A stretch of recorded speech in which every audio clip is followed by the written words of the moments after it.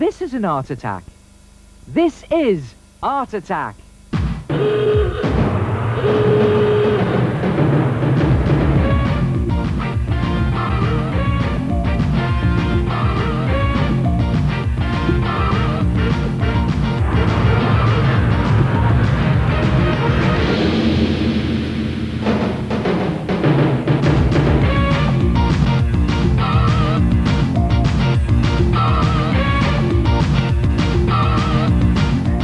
Welcome to Art Attack, the show that gives your eyeballs a shock.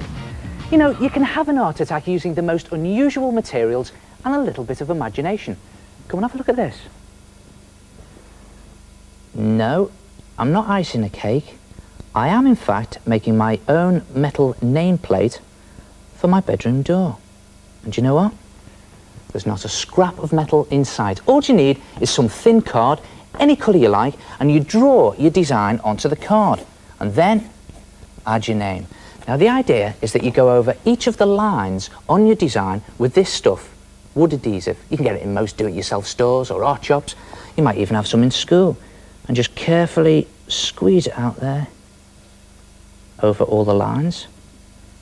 And when you've done that, just put it to one side to dry. Then you're going to add your metallic finish. Now this is the bit that I really like. You add your metallic finish using these gold and silver pens. I'm going to use a gold one for my name, so in it goes. You just slosh it on. Just make sure you cover all of it. Doesn't matter if you go over the edges, go over all the glue. The more the merrier. I'm not going to finish that because I'll be here all day. But when you've done it, you just cut it out and there you have it. Your own metal nameplate for your bedroom door. Then what you do? Well, it's obvious. You bolt it to your bedroom door. Now don't worry, to bolt it onto your bedroom door, all you use are ordinary household drawing pins. Press them in like that. It's quite hard to do. Might need to get someone to help you to do that. Press them in. And then finish it off using the same gold pen, because these gold pens will actually write on anything. Yeah, bolt in, and there you have it, your own personalised metal nameplate for your bedroom door. You can of course design one to suit your name, Holly for Holly, Daisy for Daisy, or just use your initials. And what's this? Boris the Spider.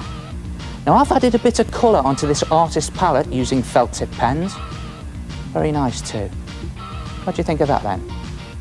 Nice one. Nameplates.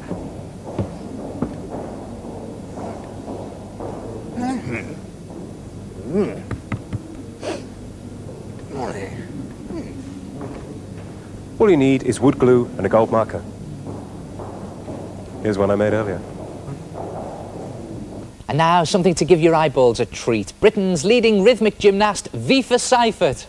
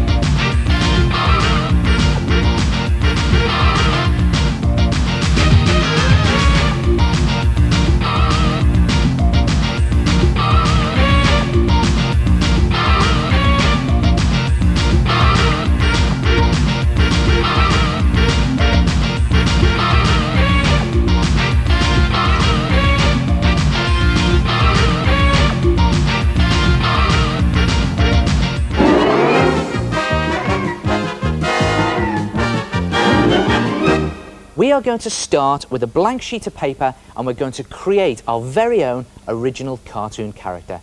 So, okay, where do we start? Well, I'm going to start with a nice big cheesy grin because I definitely want my character to be a happy character. There it is. Now it's a case of building up the rest of the face now, and that is where this stuff comes in, tracing paper. It is absolutely brilliant because what you do is you lay it over the drawing that you've already done and the bits that you're happy with and experiment. So okay, let's start with some eyes then. What about nice big eyes to go with my mouth? Oh no, it looks like the character's just about to eat me, doesn't it? Looks like some sort of wide-mouthed frog. Okay, what about some shifty eyes for our character? Nah, bit evil, I think. What about, let's see, I know, some cartoonist's favourite, cross eyes. Actually, you can make a good mad rabbit out of that. I don't think we'd do a rabbit there. Too many of those around. How's about really big, wide eyes? Nah, it makes my character look nervous. What about some tiny eyes? Actually, that's not bad, you know, good contrast with the big mouth. The problem with very tiny eyes, though, is that they're not very expressive. So, to compensate for that, let's see what happens when you stick in some big eyebrows. Ah, no, that's quite good. So what have we got so far? Well, we've got tiny eyes there, and a nice big eyebrows up there. Right, I'm going to stick with that. Now, what about our character's head? Well, a lot of famous cartoon characters are actually animals, so let's see what our character looks like as a dog. A scruffy top up there, and big floppy ears, and dog's collar. Oh, it's quite good. Let's see what it looks like as a cat.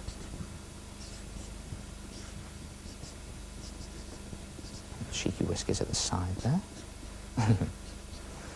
Now that suits him because the big cheesy grin. Let's try something else. What about a snake?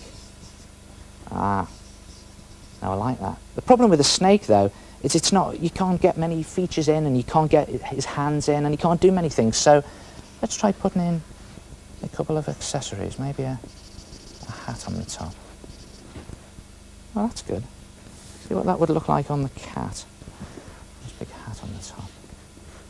It's amazing how when you start putting things in, the character comes to life. Do you know, I really like that. I think I'm going to stick with that. We are going to stick with the cat. Next time, we'll give him a body.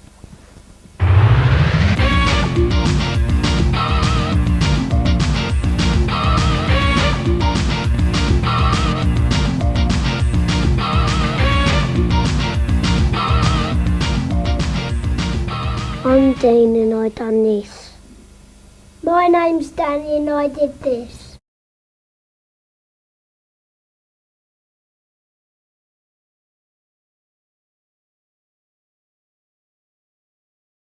Crazy idea. Well, we know it works with marbles, but I'm all for experimenting. Now, whatever size marbles or balls that you're using, you need a tray that's big enough to accommodate them, and you need to put a piece of paper in the bottom of the tray that fits perfectly. And then you just load in your paint, splodge it in there nice and thick. Lovely stuff, look at that. In it goes. And another two in there. I love doing this sort of thing, you know. Oh. And then it's just a case of rock and roll.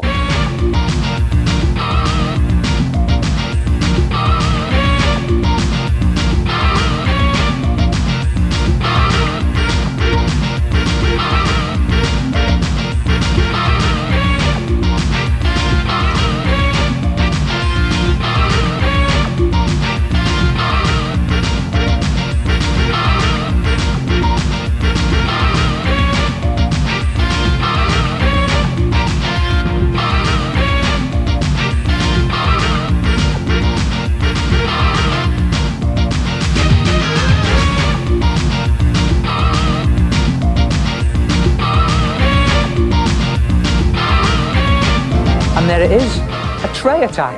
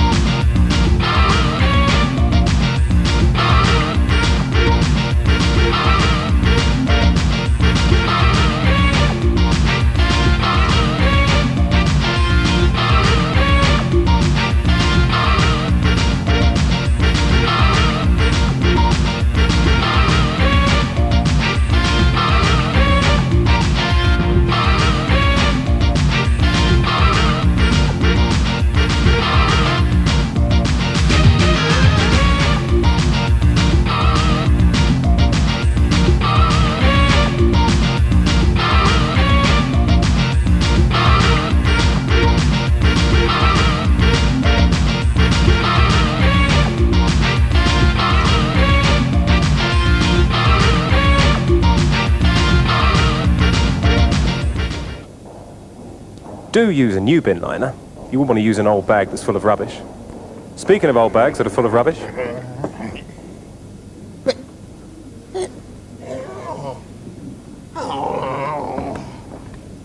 Sad.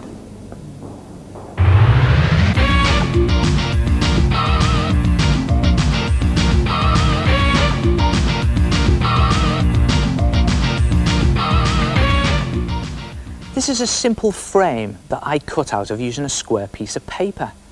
But why do we use frames? Well, they not only tidy up a picture and make it look good, but they draw our eyes into the picture and focus our attention on the subject. But there are other things that frames can be used for. How's about rescue a picture? Now here's a picture that I've done, and I don't actually like it. Well, I don't like bits of it. So what I'm going to do is I'm going to scan it with my frame. There it is. My homemade frame. That's quite nice within there. And that's good as well. So there is a picture within a picture. Now I think I've rescued this picture because what I'll do is I'll cut that out and frame it and throw the rest away. Well, actually, here's another one I completely messed up. I like this one, but I messed it up totally by spilling some red ink on it. So, bring in the good old homemade frame there, scan the picture, looking all the time for a picture within the picture. In fact, this is a technique that photographers use. And there it is. That looks quite nice there. I'll cut that out and save it. How's about that? 2 pictures rescued. Handy things, frames.